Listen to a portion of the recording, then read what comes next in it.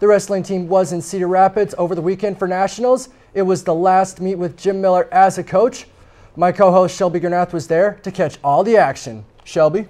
Thanks, Ryan. It was a very exciting weekend for Coach Miller and the Knights, so let's see how they were able to bring home some new hardware.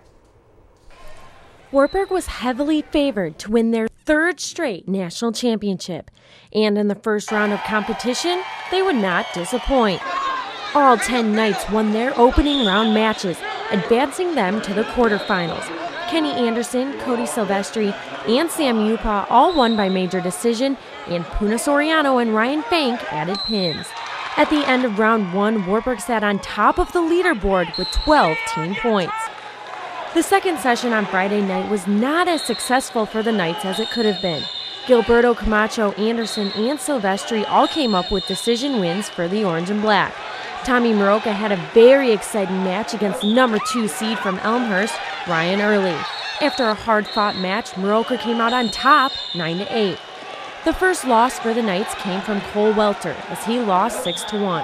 However, he won his wrestleback match to keep him alive.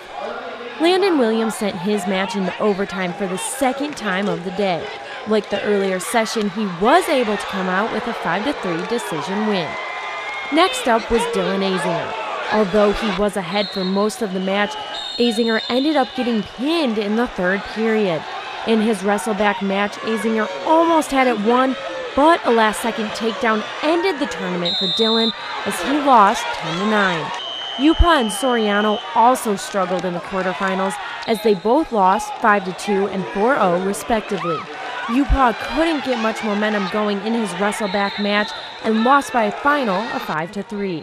Soriano narrowly fell 6-5 in his match as both him and Upaw were eliminated. And at heavyweight, Fank lost in the quarterfinals 2-1, but he came back to win by injury to fall in his wrestleback match, sending him on to Saturday. We lost some we shouldn't have, but we won some close ones too. So it's a battle, man, and that's what the tournament's going to be. The national tournament always going to be a battle. We got work to do, man. I'm worried about it, nervous about it, worried about it. Always am. So it's going to be a grind tomorrow, man. We got to be ready. We got to be ready to go. Coming into Saturday's sessions, the Knights were still on top with 66 team points. Camacho would fight hard to move on to the finals match. However, it was not meant to be as he fell 2-1.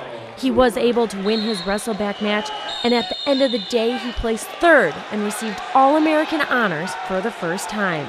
Anderson was able to advance to the finals with his 5-1 semifinals victory. Maroka hoped to do the same, but he would end up losing 6-3. He won his wrestleback match 6-1, and he never gave up, and the 6-2 decision win gave him third place and All-American honors for the second time.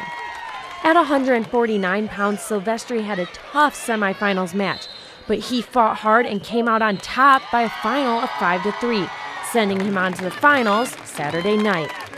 Welter won his first match on Saturday 5-0, but he lost the next one 6-4. Welter fought and fought and fought, and finally, after 6 overtime periods, he got the 5-3 victory and 5th place. He also earned All-American honors for the first time.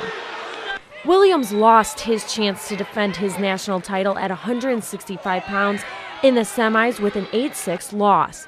He was able to win his wrestleback match, but he couldn't keep it going in the finals match as he lost 8-3, giving him 4th place and All-American honors for the second time. Fank lost his first match on Saturday by a final of 5-0, sending him to the 7th-8th place match. In that match, he would get the close 1-0 win as he finished in 7th place and earned All-American honors for the second year. It's a national tournament. It's a dogfight, and that's what we come in expecting, and that's what you saw, every single match. And I think a lot of guys, whether they were expected to win or not expected to win, went out and battled and fought, and that's what I'm proud of is the effort with every guy. That part I'm proud of, the effort. And finally, it was time for the matches everyone was waiting for, the championships. First up was Anderson against Grant Sutter from UW-Whitewater. After his first takedown, it was all Anderson for the rest of the match. Anderson dominated and never let up, winning by a final of 9-1. I wanted to prove that he shouldn't be on the same stage as me, and that's what they were telling me. So from the start, they were like, get that first takedown, and he'll start to break. So that was the game plan.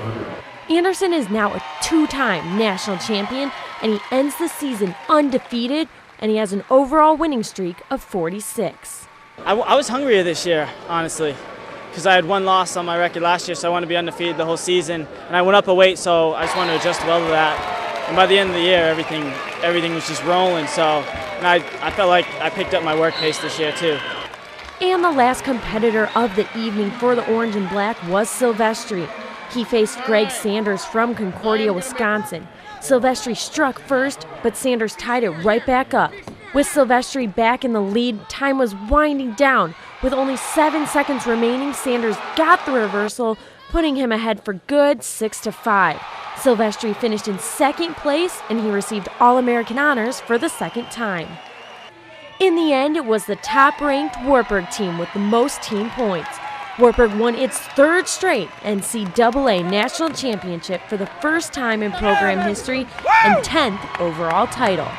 The Knights ended with 103 points, and Elmhurst finished in second with 82.